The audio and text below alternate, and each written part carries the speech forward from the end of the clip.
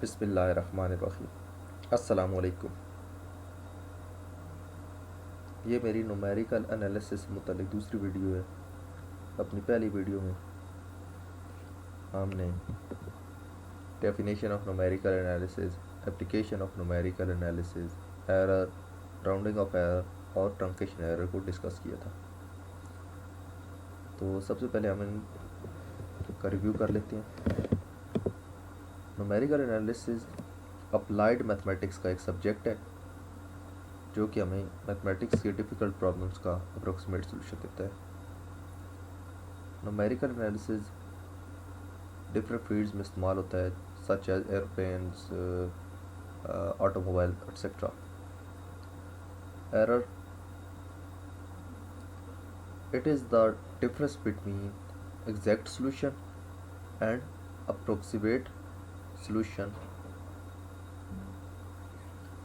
As we have discussed in the definition of numerical analysis, that numerical analysis provide us the approximate solution, not the exact solution.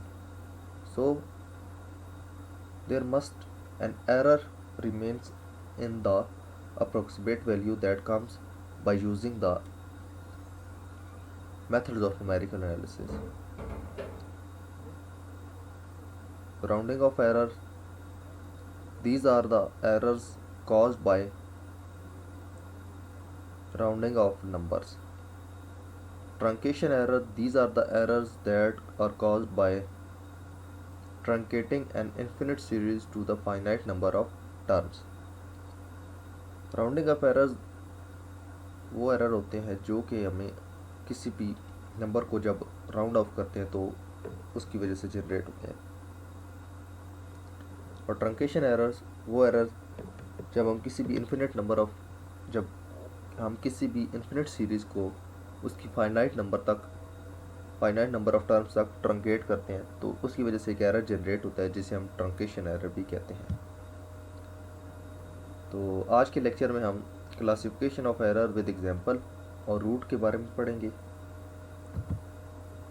In classification of errors we have inherent errors, manual error, machine error, absolute error, relative error and percentage error.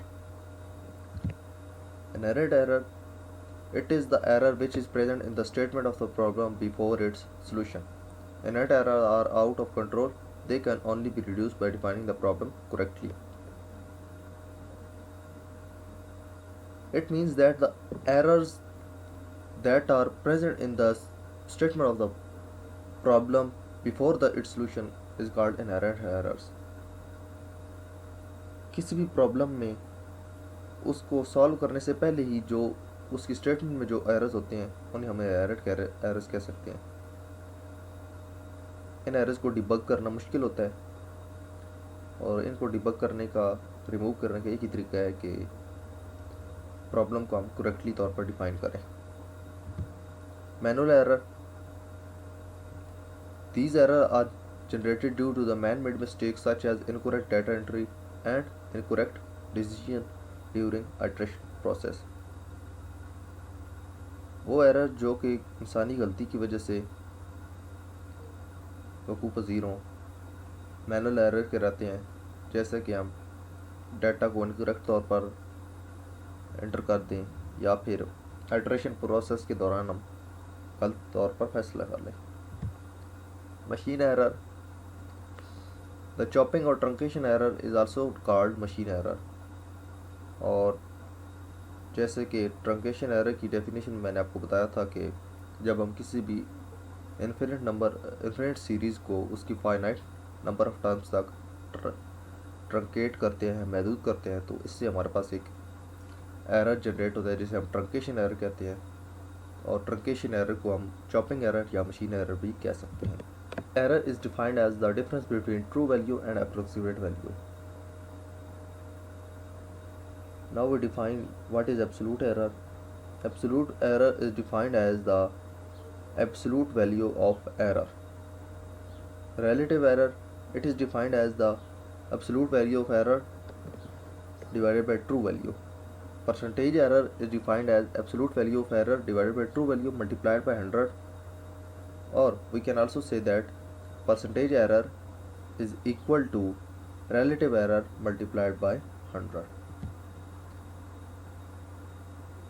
In example, we have given that true value which is equal to 1 multiplied by 10 raised to the power 6 and approximate value which is equal to 0.99 multiplied by 10 raised to the power 6. And then we have calculated error, absolute error, relative error and percentage error, which is quite easy to calculate. Root. Any real number r is said to be the root or 0 of the function f if f of r is equal to 0.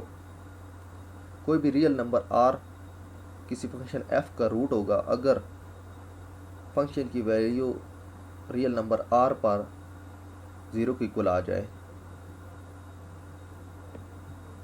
यहाँ पर मैंने एक graphical presentation दी हुई है root की। ये कोई भी फंक्शन की कर्व है और इस पॉइंट पे फंक्शन की वैल्यू 0 आ रही है, तो ये पॉइंट हमारे पास उस फंक्शन का रूट कहलाएगा।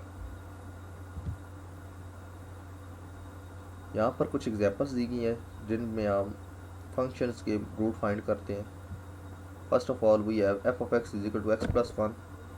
Note, if we put x is equal to -1, then f of x which is equal to f of -1 is equal to 0. So here the root of f of x is equal to